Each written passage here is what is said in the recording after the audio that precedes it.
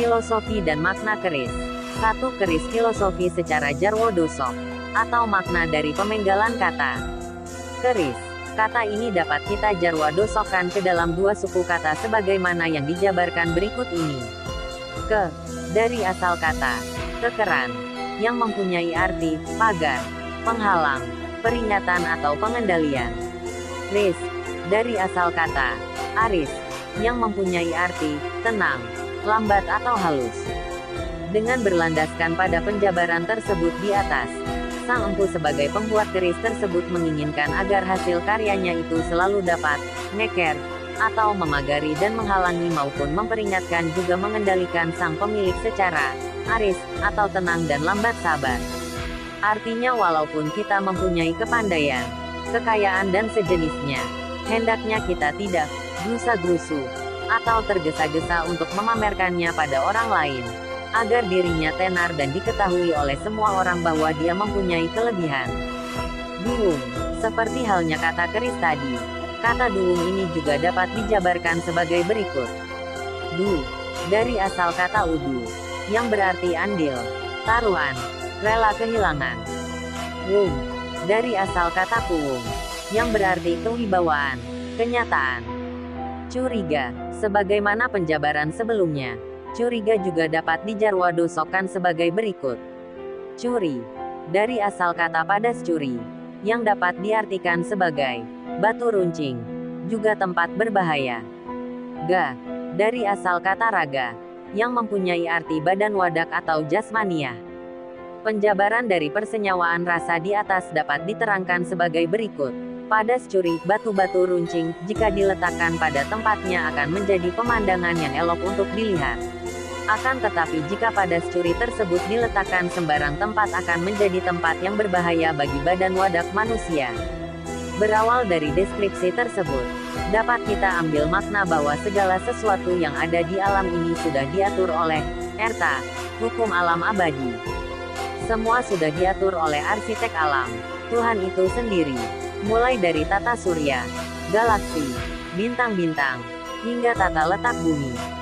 Semua itu sudah diatur berdasarkan arsitektur yang maha canggih sehingga membentuk integrasi alam yang selaras dan harmonis.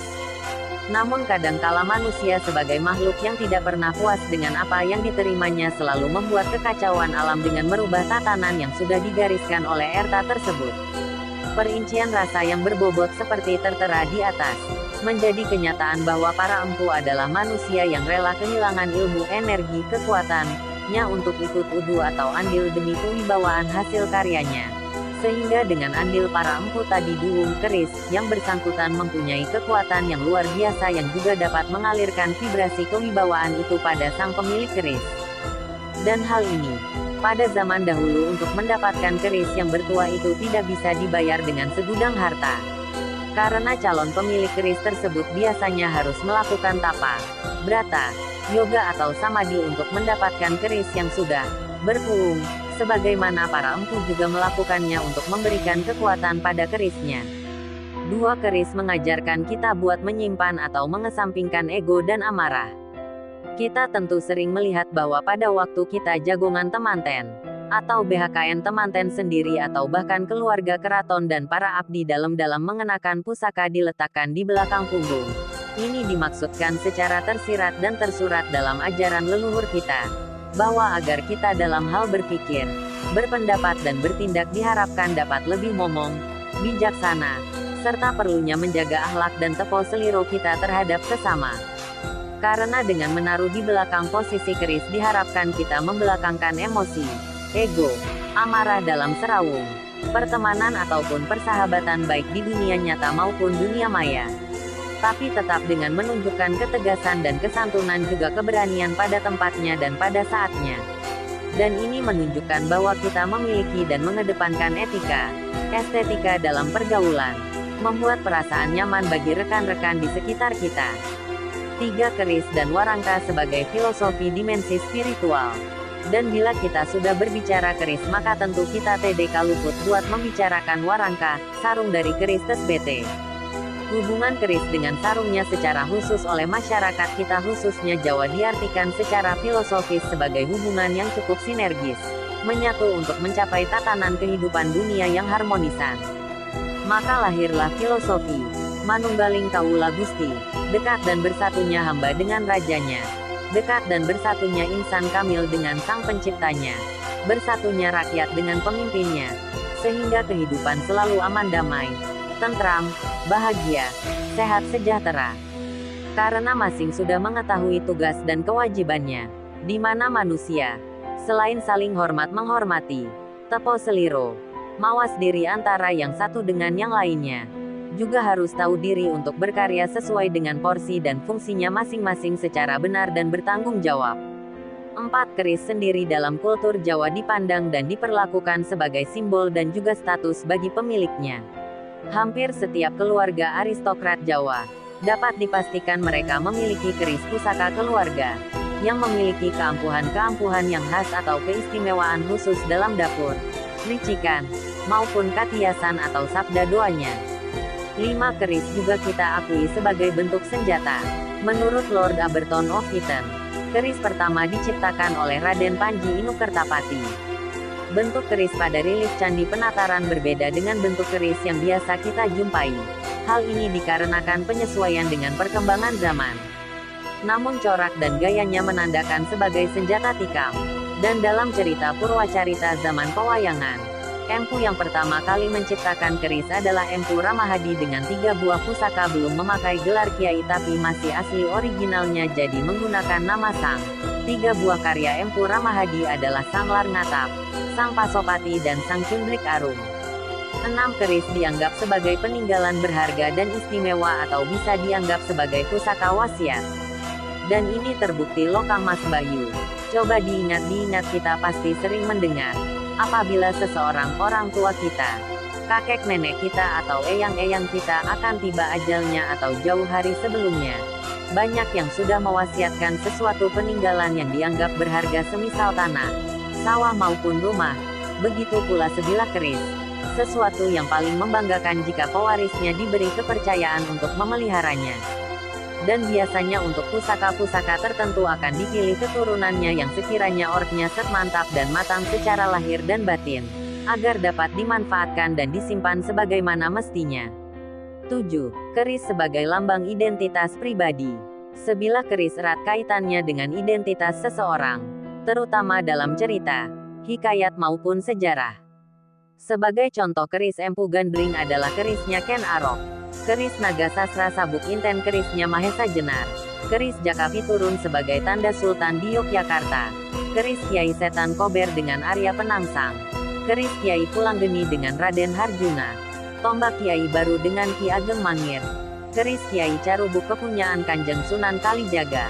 Keris Gajah Dompu adalah keris kepunyaan Raja-Raja Sisingamangaraja dan masih banyak tokoh-tokoh lain dalam legenda, cerita, hikayat, sejarah negeri ini. Degen keris sebagai identitas pribadi. 8. Keris merupakan manifestasi doa dan sabda. Dalam dunia Tosan Aji, manusia Jawa merumuskan doa yang diwujudkan dalam sebentuk pusaka keris. Doa itu dilantunkan dalam laku, mulai tapa, mati raga, tapa bisu, dan lainnya. Jadi keris sesungguhnya dalam filosofinya sebagai media untuk mengantarkan sugesti dari doa. Cita-cita dan harapan manusia Jawa dimantramkan dan disimpan dalam keris. Seolah-olah sang empu merekam dan menanam sabda dan doanya dalam sebilah keris. Yang dimana keris tersebut tidak jarang sebuah keyakinan dan buku hidup. 9. Wujud keris yang lurus maupun berluk memiliki makna masing-masing. Keris berlekuk adalah simbol kebijaksanaan. Dimana bila kita hidup maka kita harus menghindari hal-hal yang buruk yang bertentangan dengan hukum negara, hukum adat dan hukum ketuhanan. Sedangkan keris lurus adalah simbol keteguhan prinsip. Akbel kita melangkah harus mantap dan lurus dalam pikiran, perkataan dan perbuatan. Kebijaksanaan dan tekad itu harus seimbang dan akhirnya bermuara ke atas Tuhan. Karena itu, keris ujungnya lancip. Dan secara singkatnya, masing-masing look melambangkan filosofi keris lurus melambangkan kepercayaan diri dan mental yang kuat. Keris look 3 melambangkan keberhasilan cita-cita. Keris look 5 melambangkan dicintai oleh banyak orang. Keris look 7 melambangkan kewibawaan. Keris look 9 melambangkan kewibawaan. karisma dan kepemimpinan. Keris look 11 melambangkan kemampuan untuk mencapai pangkat tinggi. Keris look 13 melambangkan kehidupan stabil dan tenang. 10. Keris sebagai lambang kemapanan hidup. Bagi seorang lelaki masyarakat Jawa, hidupnya akan dikatakan paripurna, mapan, sempurna, jika telah memiliki hal-hal wisma rumah, wanita istri, turangga kendaraan, kukila hewan piaraan, dan curiga keris. Dan kolektor keris rata-rata orangnya boleh dibilang ada budget yang bisa dianggarkan buat pemaharan pusaka-pusaka TSBT, bahkan bial diseriusi maka biaya perawatan juga perlu alokasi dana pada waktu tertentu. 11. Keris sebagai lambang status sosial. Ini bisa kita lihat pada gambar dari ukiran tangkai keris yang mempunyai wanda atau istilah keren sekarang sebagai profil atau screen saver atau casing. Misalnya, Samba Keplayu, Maraseba, Mangkurat, Yudawinatan, Longok, Paku Buwanan, Paku Cumbring dan lainnya, di mana profil tersebut disesuaikan dengan kepribadian dan kedudukan sosial sang pemakai. Begitu pula dari warna pendok kemalon, merah untuk para sentana minimal para bupati, hijau untuk para mantri, coklat untuk para bekel, hitam untuk para abdi dalam tingkat biasa. Mohon dikoreksi apabila pendapat ini keliru. 12. Keris sebagai tanda jasa, satya lencana, penghormatan pengakuan terhadap orang atau keahlian tertentu. Dalam dunia perkerisan, kita mengenal keris berganja kinatah gajah singa. Keris ini merupakan satya lencana yang diberikan kepada para perwira prajurit Mataram yang telah berjasa menumpas pemberontakan Kadipaten Pati atas Kerajaan Mataram, Sultan Agung. Dan ada keris di atas look 13. Keren idealnya dan umumnya keris maksimal adalah 13. TP ternyata ada look 15,17, 19,21, 25,27. 29,31 bahkan dengar-dengar ada look 37 dan look 41. Look di atas 13 TSBT diberikan sebagai penghargaan dan penghormatan kepada ork-ork yang memiliki keahlian khusus dalam lingkungan istana. Mesel ahli tari, ahli ukir, ahli pengobatan, tabib DCB. 13. Keris sebagai atribut duta. Sewaktu resepsi pernikahan Pangeran Bernard dengan Putri Juliana dari negeri Belanda, Raja Pakubuwana ke-10, Surakarta, mengutus puteranya GPH Suryo Hamijojo agar menghadiri resepsi tersebut. Maka sang putera diberi izin memakai keris Kanjeng Kiai Pakumpulan. Atau pada zaman dahulu pernikahan dianggap sah, bila laki-laki berhalangan hadir cukup memasrahkan pusakanya sebagai wakil dirinya dalam acara resepsi pernikahan TSBT. Dan itu dianggap sah karena seterwakilkan oleh pusaka ageman pribadi TSBT. 14. Keris sebagai lambang persahabatan. Pada zaman dahulu, tanda mata yang paling tinggi martabatnya adalah keris. Ini dibuktikan dengan istilah kancing gelung atau cunduk ukel, yaitu pemberian sebilah keris lengkap dari orang tua kepada anak perempuannya yang baru saja menikah, yang pada akhirnya tanggung jawab pemeliharaan keris tersebut dipegang menantu lelaki. Sering kita dengar bahwa raja-raja Nusantara memberikan keris degen garap yang indah dan cukup mewah kepada raja-raja lainnya. Misal keris Tamingsari kepunyaan Hang Tua adalah beliau peroleh Dr. Sang Tamingsari utusan Raja Majapahit. Kaemeden Raja Solo pernah memberikan pusakanya tombak kepada Pangeran Diponegoro sebagai bentuk dukungan kepada Pangeran Diponegoro atas perjuangan dan perlawanan beliau THDP penjajah Belanda. Keris Siginje adalah keris Kesultanan Jambi yang dalam kisah sejarah merepekain tanda persahabatan Dr. Sultan Agung Hanyakprakusuma. 15. Keris sebagai falsafah. Bentuk dapur dan corak pamor yang beraneka ragam memiliki nilai falsafah. Dapur brojol sama dengan penggapaian cita-cita. Pamor pedaringan kebak sama dengan harapan sukses akan material, dan lain sebagainya. Look 11. Contoh dapur sabuk inten. Merupakan salah satu dapur keris yang melambangkan kemakmuran dan atau kemewahan. Dari aspek filosofi, dapur sabuk inten melambangkan kemegahan dan kemewahan yang dimiliki oleh para pemilik modal, pengusaha, atau pedagang pada zaman dahulu.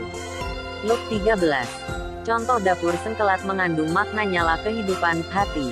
Maksudnya adalah perilaku yang luhur, di mana setiap siang dan malam kita selalu waspada dalam keadaan apapun.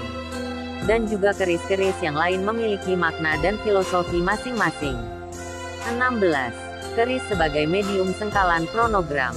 Terkenal istilah sirna ilang kertaning bumi, sirna sama dengan 0, ilang sama dengan 0, kerta sama dengan 4, bumi sama dengan 1, sengkalan tersebut menggambarkan tahun 1400 Saka.